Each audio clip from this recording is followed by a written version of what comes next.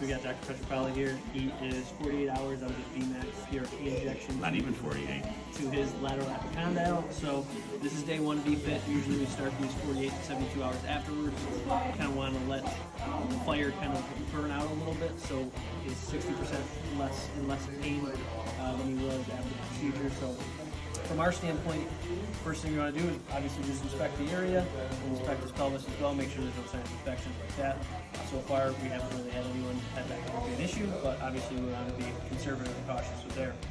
Next, I'm just going to kind of go through a conversation with him. We know what his goals are based on the previous appointments that he's had prior to the regenerative procedures, but we want to build a program that encompasses those goals. So we're starting from the beginning and working towards those at the end of his journey. So, you know, knowing a little bit about him, I know he likes to garden, so that's going to be important from him, for his standpoint, to be able to kind of dig in, pull leaves, all that good stuff. But drum, obviously he's a drummer as well, but he is also an avid runner.